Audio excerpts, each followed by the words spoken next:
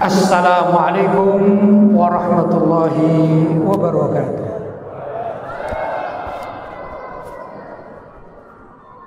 Alhamdulillah, wassalatu wassalamu ala rasulillah Sayyidina Muhammad ibn Abdillah wa ala alihi wa sahbihi wa man wala wa la hawla wa la quwwata illa billah, amma ba'd.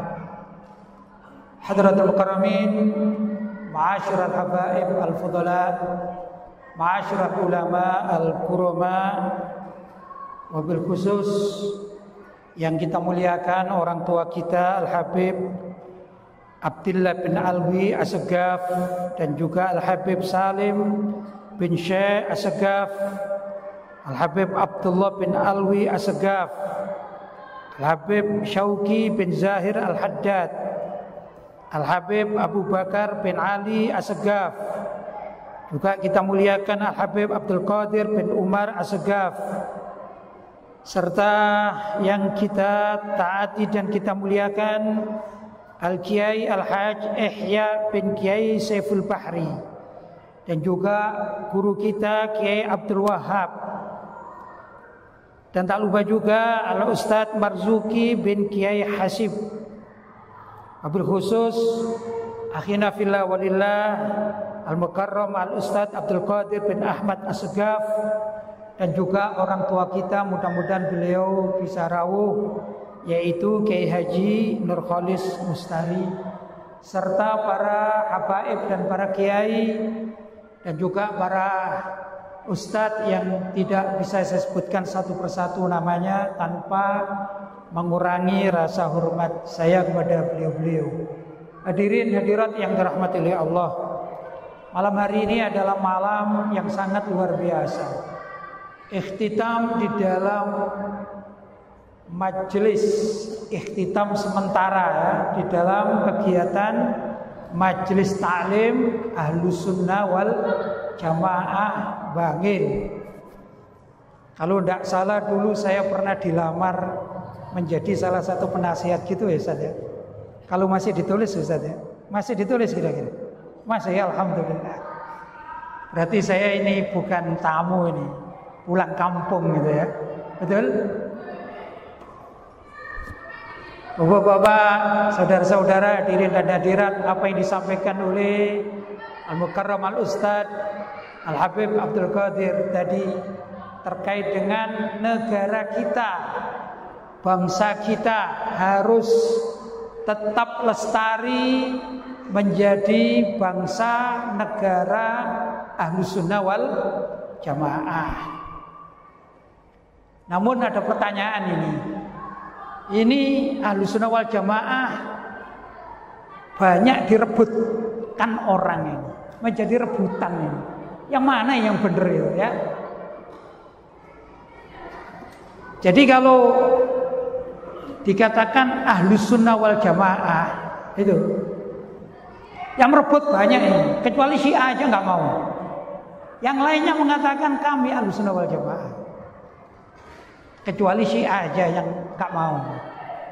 Tapi penganut Syiah kadang-kadang juga masih pura-pura lah gitu ya. Ini aku Ahlus Sunnah wal Jamaah gitu. Tapi mengadakan persaudaraan dengan Syiah gitu, itu biasanya. Jadi masih ada orientasi tifu-tifu gitu ya. Apa? Tifu, pura-pura jadi Ahlus Sunnah wal Jamaah, hakikatnya bukan Ahlus Sunnah wal Jamaah tapi penganut Syiah. Itu juga lumayan banyak ya. Terus Ahlus Sunnah wal Jamaah yang kita perjuangkan yang mana? Orang Mujassimah pun, orang Mujassimah itu banyak di Saudi. Apa sih Mujassimah? Kaum Mujassimah, kaum yang menisbatkan jisim kepada zat Allah Subhanahu wa taala. Ini kalau syabab-syabab, pemuda-pemuda ini coba aja klik Google gitu ya. Ditulis ini. Di mana Allah? Pertanyaan ini. Di mana Allah?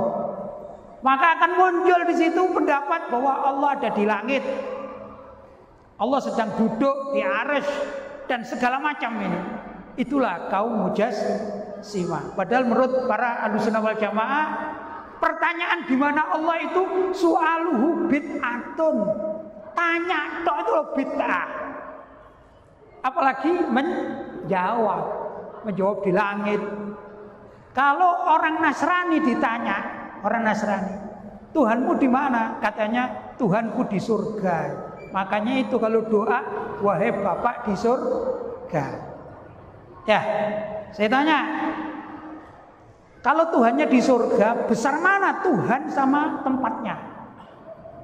Besar mana? Kan besar surganya jadi.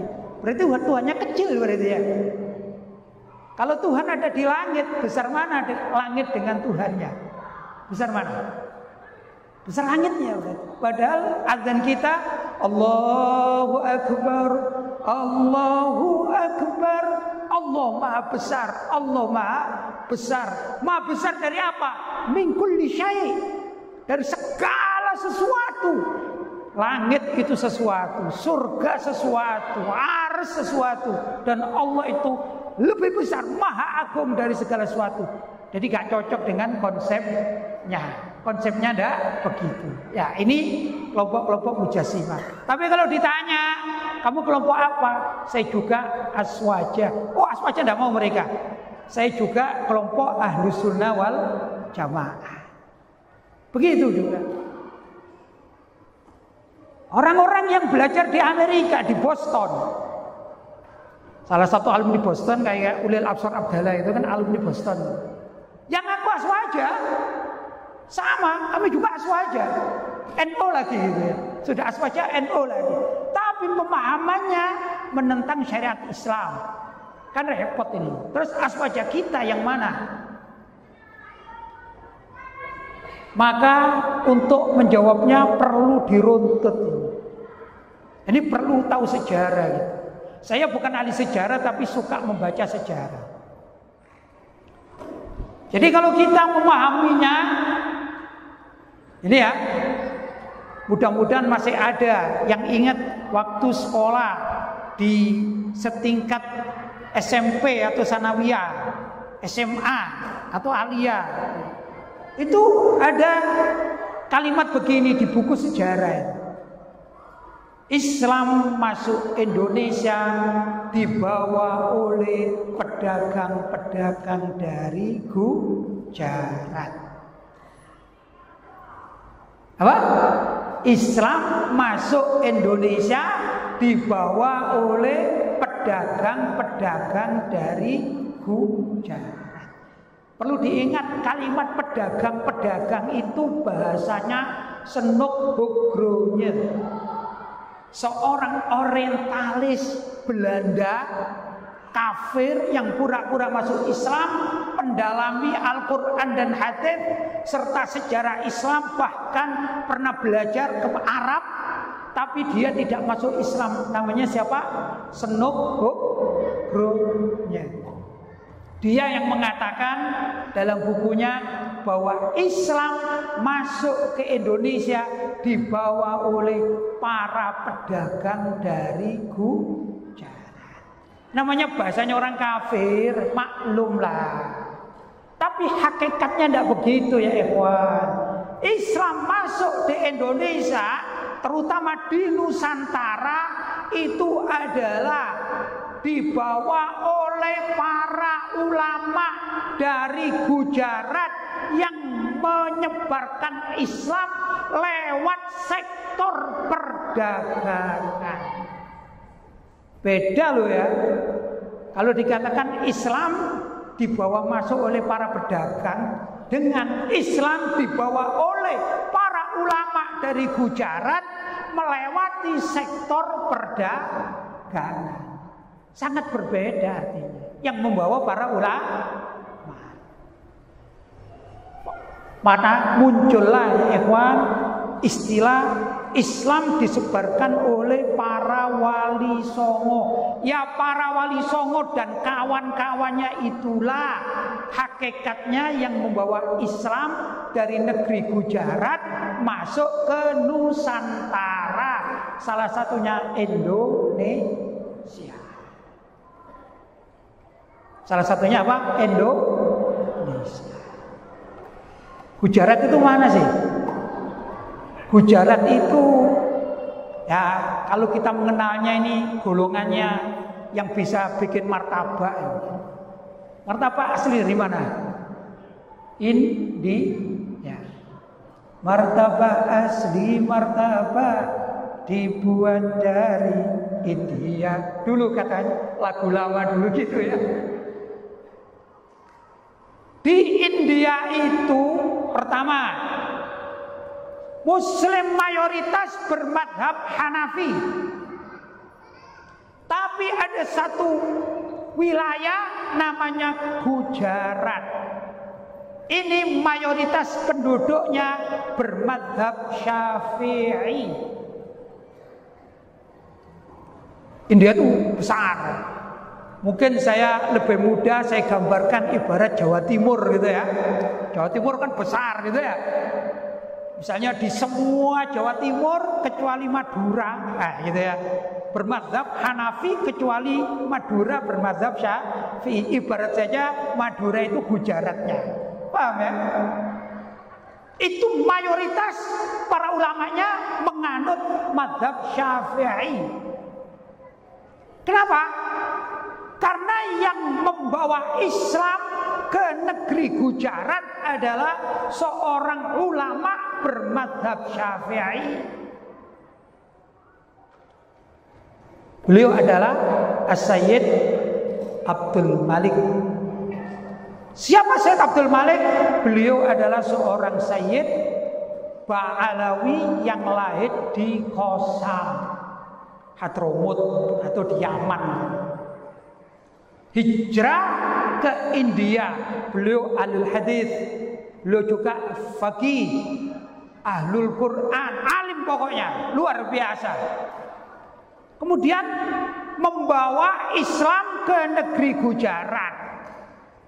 Begitu ceritanya. Perlu diingat ya. Jadi mazhabnya apa? Syafi'i. Beliau ahli sunnah wal jamaah. Dan beliau juga mengikut tarekat, berarti orang-orang sufi. Jadi Sayyid Abdul Malik itu mazhabnya Syafi'i, akidah di dalam bertauhid ikut mazhab Asy'ari. Jadi Syafi'i, Asy'ari, dan beliau pengikut bahkan termasuk mursyid thariqah, sehingga beliau diberi julukan juga sufi. Inilah tiga hal ini menjadi pokok dari Ahlus Sunnah wal Jamaah yang kita anut sampai detik ini. Sayyid Abdul Malik kalau dilihat sejarahnya, beliau salah satu dari keturunan Sayyidina Imam Ahmad bin Isa al-Muhajir ilallah. Keturunan beliau pada akhirnya sama-sama ikut hijrah. Jadi kakek-kakeknya ahli hijrah, salah satu cucunya Sayyid Abdul Malik juga hijrah. Tapi hijrahnya kemana? Ke India. Di India ada satu negara atau negeri atau kota wilayah namanya Gujarat. Sudah, beliau datang seorang diri tanpa membawa istri. Itu biasa, dai-dai itu begitu umum ya. Berangkat dari rumah sendirian, kemudian menetap di suatu tempat, kemudian berumah tangga. Ya mudah-mudahan saya juga demikian. Saya datang ke Bangil, mungkin ada 1-2 gitu yang cocok, saya nanti menetap di Bangil. Gitu Beb ya. Allahumma amin ya. Ini Habib Nizar paling seneng ini. Begitulah dai-dai kita zaman dahulu kala. Sudah? Kemudian Sayyid Abdul Malik itu sebagai seorang yang alim, Sada Ba'alawi min dzurriyyat Nabi Muhammad SAW, dihormati sama masyarakat Gujarat. Di sana ada satu kekuasaan atau raja lah. Ya raja-raja kecil zaman itu ya. Seperti di Indonesia kan dulu banyak kerajaan-kerajaan kecil kan. Banyak. Yang besar Kerajaan Singosari tempat saya lahir. Ya ada. Kalau Kerajaan Bangil nggak tahu saya, ada nggak? Nggak ada ya. Berarti di bawah Singosari ya. Dulu. Nah, kerajaan-kerajaan kecil itu ada satu marga namanya Khan. Kalau bahasa Indonesia kan gitu. Contoh Syahrukan loh gitu loh contohnya. Itu marga. Yang marganya orang India di sana. Kemudian Sayyid Abdul Malik diambil mantu oleh raja penguasa yang di Gujarat yang mempunyai marga Khan itu tadi. Akhirnya mendapat julukan. Julukannya namanya Azumat. Azumat itu pembesar, penggede, orang yang mulia. Azumat. Kalau saya lihat sejarahnya itu menggunakan pakai tak apa yang namanya? Tak celeret katanya orang Jawa ya, bukan tak marbuto tulisannya. Azumat Khan. Akhirnya Sayyid Abdul Malik mendapat julukan Sayyid Abdul Malik Azumat Khan, pembesar Khan. Itu untuk membedakan antara marga Khan yang India asli dengan yang asimilasi yang datang dari Hadramaut. Kemudian beliau berdakwah dan mengislamkan orang-orang Gujarat, bahkan juga mempunyai keturunan-keturunan yang keturunan-keturunannya ini adalah rata-rata ulama. Rata-rata ulama. Nah, dari keturunan-keturunan Sayyid Abdul Malik Azumat Khan inilah yang datang ke negeri-negeri Nusantara, di Indonesia, di Malaysia, di beberapa tempat wilayah ASEAN. Membawa mazhab apa? Membawa mazhab 3 tadi itu. Apa itu? Di dalam fikih mengikuti mazhab Syafi'i, di dalam akidah mengikuti mazhab Asy'ari, di dalam bertasawuf namanya mengikuti mazhab Imam Junaid al-Baghdadi, yaitu mazhab tasawuf yang bersyariat. Perlu diingat, tasawuf yang bersyariat. Kalau ada orang mengaku sufi tidak mau syariat, ini ditolak. Panjang cerita saya ambil langsunglah kepada para wali songo. Sebenarnya yang memasukkan Islam awal mula itu bukan generasinya wali songo. Ada orang-orang yang terlebih dahulu. Di Gresik, nah, perlu pergi ke Gresik ini. Ada seorang wanita namanya Sayyidah Fatimah binti Maimun. Itu menurut riwayat lebih tua jauh daripada Sunan Giri. Lebih tua jauh. Panjangnya kuburan itu panjang juga. Orang dulu kan panjang-panjang ya. Karena waktu itu Indonesia masih kosong lah tempatnya. Belum berdusel-dusel kayak sekarang. Kenapa kita kok pendek-pendek sekarang? Karena rumah kita berdusel-dusel, makanannya dibagi lagi. Ya, makannya sedikit dibagi. Sudah gitu kadang-kadang beras naik. Betul? Pajak naik. Akhirnya masyarakat kita kelaparan, kutet-kutet kata orang Jawa, kecil-kecil kayak kita ini. Paham ya? Nah, ya ikhwan, kenapa yang paling masyhur kok Wali Songo? Iya, namanya yang nulis sejarawan. Sejarawan itu menulis dengan apa yang diketahuinya. Biasanya ini ya, yang ditulis itu orang-orang yang masyhur di masanya. Begitu biasanya. Sama di tempat-tempat kita ini. Di tempat kita ini, di Bangil ini, ulama dari kalangan habaib atau ulama dari kalangan kiaian, jumlahnya ratusan mungkin. Termasuk ulama itu adalah ustadz-ustadz muda-muda itu ya, ulama yang penting mengerti agama dengan mantap. Tapi kadang-kadang yang terkenal cuma 10 orang gitu. Betul? Bahasa sekarang yang viral. Jadi Wali Songo itu adalah generasi yang viral di masa Wali Songo. Akhirnya tercatat sejarah Kita orang sekarang hanya mengatakan, oh berarti penyebar agama Islam cuma 9. Tidak begitu. Saya membaca salah satu tulisan Sayyid Nagib Al-Attas. Nah, ini kelahiran Johor, Malaysia. Saya bacanya dengan bahasa Malaysia lagi. Beliau salah satu mengatakan gini, sesungguhnya Islam masuk di Indonesia itu sejak zaman khilafah Sayyidina Utsman bin Affan. Begitu katanya. Sejak zaman Khalifah Sayyidina Utsman bin Affan. Padahal ini ya, para wali songo itu haulnya yang kita tahu sekarang tidak jauh-jauh dari 500, 600, 700. Tidak sampai 1000. Padahal Islam menurut Sayyid Nagib Al-Attas, ya, salah satu ilmuwan di Malaysia, luar biasa, beliau karyanya juga banyak. Katanya apa? Islam masuk di Nusantara ini di zaman kekhalifahan Sayyidina Utsman bin Affan. Radhiyallahu taala an. Luar biasa.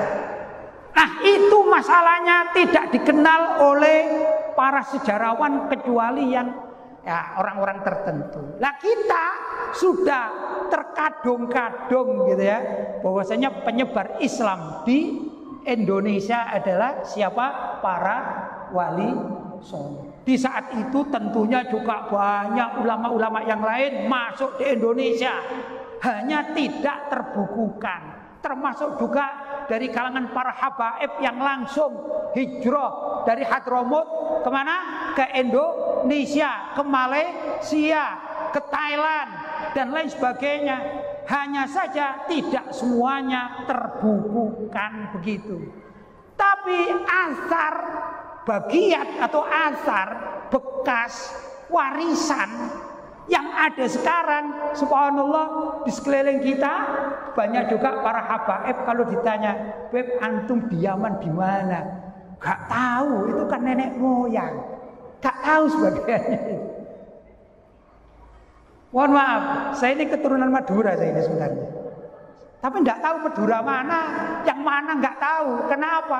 Kakek saya ini yang di Madura. Kalau saya, mohon maaf ya, saya perkenalkan diri saya ya sebagai warga Madura. Beliau neng Madura, oh neng Madura. Saya ini Lutfi bin Basori bin Alwi bin Murtadha bin Abdurrahim. Ini orang Singosari. 5 orang Singosari. Kemudian Abdurrahim ini bin Alwi orang Madura. Tapi kalau saya ditanya, saya tahu silsilah dari keluarga sampai atas saya tahu, memang diajari oleh keluarga. Tapi kalau tanya Madura mana, katanya Omben. Omben yang mana? Nah itu yang saya nggak tahu, nggak punya rumah di sana, nggak tahu. Jadi alamatnya apanya pasar, tambah nggak tahuan lagi. Nah itulah kita, ya. Jadi silsilah itu ada, riwayat itu ada, sejarah itu ada, tapi kadang-kadang kita tidak paham. Ya itulah kita. Tapi kalau kita mau mutola'ah, luar biasa sebenarnya adalah bumi Indonesia ini bumi aswaja dengan 3 warna yang wajib ada. Apa tadi? Pertama, di dalam berfikih mengikuti mazhab Syafi'i, di dalam berakidah mengikuti mazhab Asy'ari, di dalam bertasawuf mengikuti salah satunya Imam Junaid Al-Baghdadi. Beliau yang meletakkan dasar tasawuf berbingkai syariat, dilanjutkan oleh imam-imam setelahnya yang terkenal di kalangan kita adalah Imam Abu Hamid Al-Ghazali, Imam Ghazali. Juga dilanjutkan oleh Al-Habib Abdullah Al-Haddad yang buku-bukunya ada di kalangan kita, dibaca di pondok-pondok pesantren kita. Apa contohnya? Contohnya apa? Risalah Al-Mu'awana, itu karya Habib Abdullah bin Alwi Al-Haddad yang sudah dibaca ratusan tahun di negeri kita. Itu warna Ahlussunnah wal Jamaah milik kita. Subhanallah.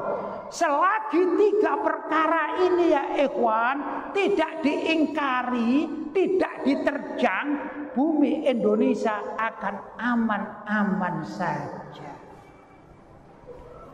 Tapi kalau berkembang sudah lain ini. Kata Habib Abdul Qadir tadi, awas, Syiah tidak masuk di dalam rangkaian yang mengislamkan Indonesia. Tidak ada sejarahnya. Mujassimah pun ya tidak ada sejarahnya mengislamkan warga Indonesia. Paham ya? Yang ketiga, orang-orang liberal. Orang liberal ini adalah anak buahnya Snuk Hogronya. Snuk Hogronya adalah orang kafir yang mempelajari Islam. Islam bukan untuk diamalkan, tapi Islam dijadikan kajian semata. Sampean kalau baca tulisannya Snuk Hogronya, itu mungkin menurut saya suka baca ya. Menurut saya kepandaiannya Snuk Hogronya itu sama dengan orang yang teralim seluruh dunia zaman sekarang. Tahu sampean? Syekh Google. Syekh siapa? Google. Itu orang paling alim seluruh dunia. Wajahnya bercahaya, terutama kalau malam hari ya. Namanya siapa? Syekh Google. Tanya apa saja bisa. Gak ada kayaknya orang alim lebih alim daripada Syekh Google. Artinya ya ikhwan, Snuk Hogronya itu di dalam keilmuan itu mateng. Saya suka baca, sejarahnya mateng, fikihnya mateng, baca ayat Al-Quran mateng, bahasa Arabnya mateng. Mungkin kalau zaman sekarang sudah menjadi profesor dalam jurusan agama Islam, tapi tidak beriman, tetap kafir, tidak mendapatkan hidayah. Karena itu pengikut-pengikutnya yang mengikuti melanjutkan pelajaran akidah kefahaman orientalis yang sekarang sudah berkembang menjadi liberalis sekaligus sekuler, liberalisme sekuler, maka terjadilah kekacauan di Indonesia ini.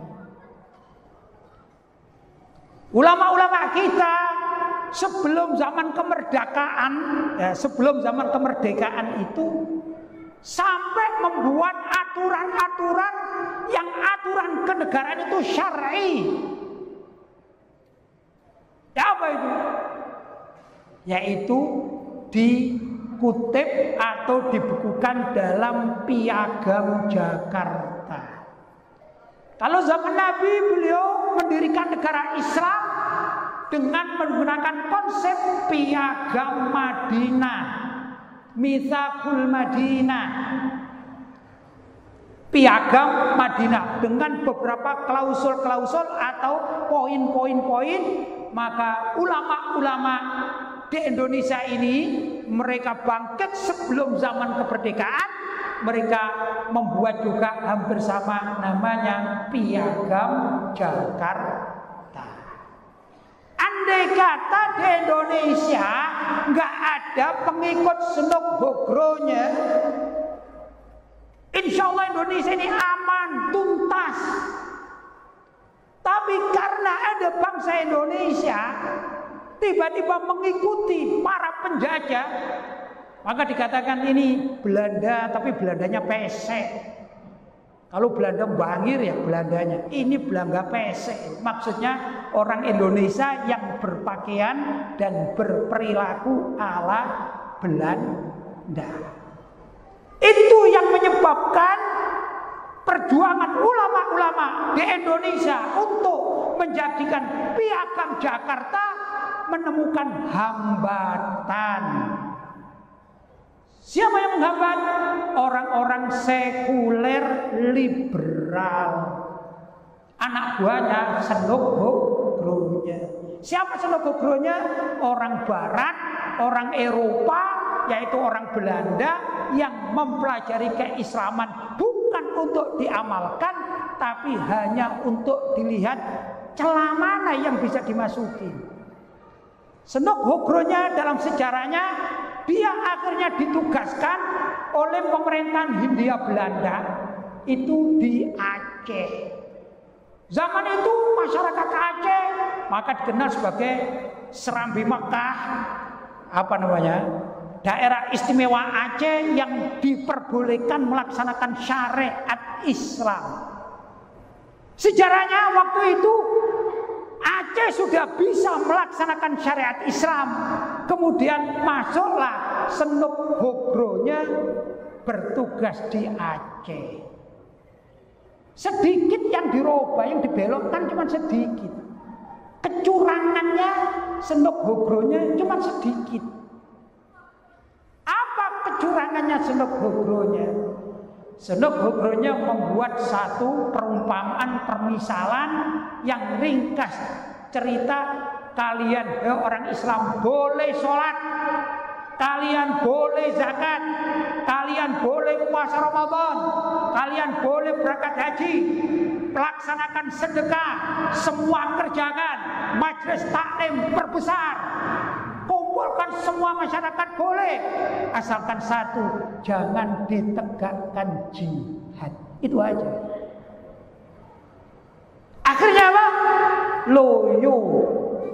Masyarakat Islam di Aceh saat itu pernah loyo, sampai-sampai mereka tidak berani berjihad melawan kemungkaran. Itu pernah terjadi di zamannya Senuk Hogro-nya, seorang kafir Belanda orientalis, yaitu orang barat yang mempelajari ketimuran, bukan untuk diamalkan tapi dicari celah. Oh, orang Aceh yang punya rencong, ya biasa bawa rencong, ini paling enak kalau dilarang menggunakan rencong. Akhirnya ada larangan. Ya sudah, jadilah pada akhirnya umat Islam seluruh Indonesia ini dibabat, perjuangan tidak penting, jihad tidak ada, segala macam yang berkaitan dengan nahi mungkar sudah mulai terpupus, hilang. Akhirnya majelis pun besar, pesantren di mana-mana besar, ulama-ulama bahkan kelasnya bukan sekedar di Indonesia sampai ke luar negeri. Tapi kalau urusan nahi mungkar ojo dhisik. Kalau urusan nahi mungkar, jihad fisabilillah nanti dulu. Yang saya sering mendapatkan begini, Ustadz, antum jihad saja, kami bagian berdoa. Ya lumayan, alhamdulillah. Lumayan, alhamdulillah. Daripada dicaci maki. Betul? Tapi repot ya ikhwan. Makanya saya harapkan ini mujahid-mujahid yang ada di Aswaja Bangil, jangan loyo. Katanya Kiai Abdul Wahab, ini semua luar biasa banyak, rutinan jangan berkurang. Nanti rutinan ya datang 20 orang, karena nggak ada makannya mungkin ya. Ini alhamdulillah ini banyak ini. Ayo rutinan kayak begini luar biasa. Kalau rutinan Aswaja Bangil seperti ini, insya Allah nggak ada aliran sesat di Bangil. Tutup itu Syiah, tutup Mujassimah, tutup liberal, tutup. Apalagi orang-orang zaman sekarang yang anti habaib, tutup itu. Kalau jamaah Bangilnya setiap pengajian seperti ini, masalahnya sudah kalah dengan trik-trik Senuk Hogro-nya. Akhirnya loyo. Tahu loyo? Loyo. Wa ma adraka ma loyo? Yaitu kalau waktunya ngaji nggak ada yang datang. Aku tak kerja dhisik. Oh. Betul? Ada yang begitu? Banyak. Astagfirullahaladzim. Astagfirullah. Kita bangun mestinya. Dulu saya diajak di Aswaja Bangil itu, saya berharap mudah-mudahan Aswaja Bangil ini suatu saat bisa membangun kampus Aswaja terbesar di dunia. Begitu harapan saya. Sanggup? Sanggup? Kalau diajak urunan bikin apa tadi? Universitas Aswaja Bangil terbesar di dunia. Mau kira-kira? Beb, catat Beb. Tugas antum, catat. Coba ngacung yang mau. Malaikat catat. Alhamdulillah masih ada 2, 3, 4, 5, 6 ya. Lumayan lah 7, 8 ya. Lah kalau aswajanya saja, namanya itu loh aswaja. Sekarang pengajiannya aswaja. Terus aswajanya nggak peduli terhadap aswaja. Mau jadi apa majelis aswaja ini? Ya lumayan kalau plesetannya cuma 1 huruf azwaja. Zuat sana, zuat sini, zuat sana, zuat sini. Kalau tidak bisa zuat, ada lagi trik anak muda-muda. Saya azwaja. Maksudnya apa? Kalau ada mantenan ikut makan di sana, manten ikut makan di sana, itu makan gratis. Tahu makan gratis? Dari mana? Majelis manten. Masa aswaja model kayak gini? Aswaja itu yang tegas. Saya kasih contoh. Apakah Wali Songo cuma berdakwah dengan lembut saja? Kalau ada yang bilang Wali Songo itu hanya berdakwah dengan lemah lembut saja, ini berarti orang tidak paham sejarah. Tidak paham sejarah. Tatkala ada seorang yang menisbatkan diri sebagai seorang sufi tapi tidak syar'i, tahu namanya? Siapa? Yang dibunuh oleh Wali Songo siapa? Syekh Sidi Jenar. Siapa? Syekh Sidi Jenar. Syekh itu ya tokoh. Sidi itu dari kalimat sayyidi disingkat menjadi Sidi. Bukan Siti, bukan. Kalau Siti itu perempuan sayyidati jadi Siti. Orang Jawa podoai, ya Siti Jenar, ya Sidi Jenar. Itu kesalahan orang Jawa itu, lisannya podoai. Syekh Sidi Jenar. Apa kesalahannya? Kesalahannya Sidi Jenar mengatakan bahwasanya orang yang sudah berpaham hakikat dan makrifat tidak wajib bersyariat. Artinya sufi yang sudah makomnya tinggi tidak wajib sholat. Itu ajaran Sidi siapa? Jenar. Sidi Jenar. Apakah Wali Songo diam? Apakah Wali Songo bungkam? Enggak. Rapat, diskusi. Bahkan setelah itu dipanggil, disuruh taubat.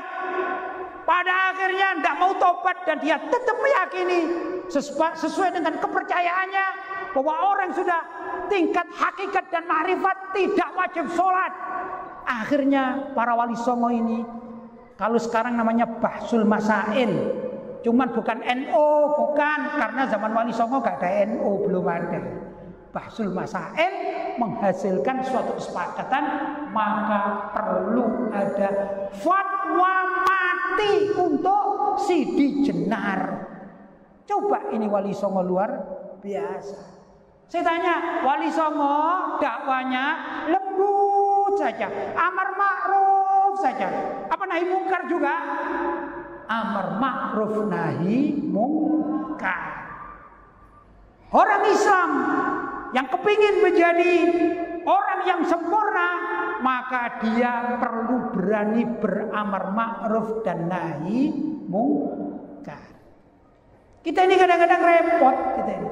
Jangankan bernahi mungkar dengan tenaga, dengan tangan, dengan kekuatan, dengan lisan itu tidak berani kadang-kadang.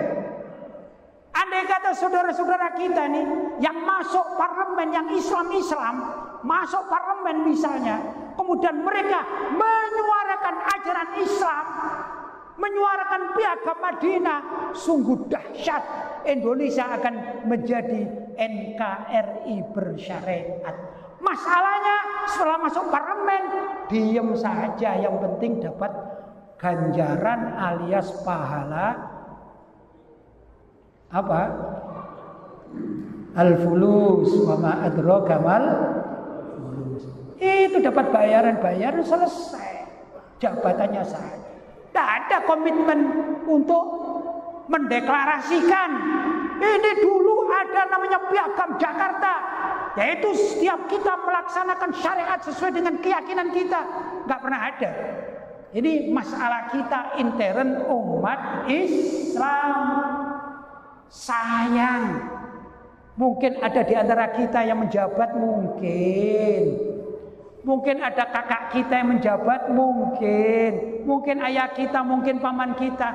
Ayo titip yuk kepada mereka yang menjabat di DPR, mulai daerah sampai pusat. Kalau ada kemungkaran, bikinlah perda anti miras, perda anti sabung ayam, perda anti demikian dan seterusnya, sampai pada peraturan gubernur, sampai pada peraturan negara. Mestinya begitu. Itu yang perlu diupayakan oleh orang-orang yang benar-benar mengaku ahlus sunnah wal jamaah. Mudah-mudahan semua yang hadirin di sini ini, yang hadir juga ibu-ibu hadirat yang ada, ayo kita gerakkan hati kita, juga saudara-saudara kita di rumah tangga kita ajarkan aswaja dengan betul, bahwa aswaja itu adalah ajaran untuk amar ma'ruf nahi mungkar. Walaupun sekarang hanya lewat WhatsApp, lewat goyangan jempol, tapi kalau itu suatu kebenaran, syiarkan kebenaran itu. Jangan takut terhadap apapun yang mengancam, karena janji kita bukan dengan manusia-manusia, tapi janji kita hanyalah dengan Allah dan dengan Rasulullah Sallallahu Alaihi Wasallam. Mudah-mudahan semua yang hadir ini kelak bersama-sama menghadap Allah dalam naungan bimbingan Nabi Muhammad Sallallahu Alaihi Wasallam, dan juga dengan dzurriyyah dan para ulama semuanya, guru-guru kita. Mudah-mudahan kita semua mendapatkan ampunan dari Allah dan rahmat hidayah. Allahumma amin. Barangkali itu ya ikhwan yang dapat saya sampaikan. Hadza wal afu minkum. Wassalamualaikum warahmatullahi wabarakatuh.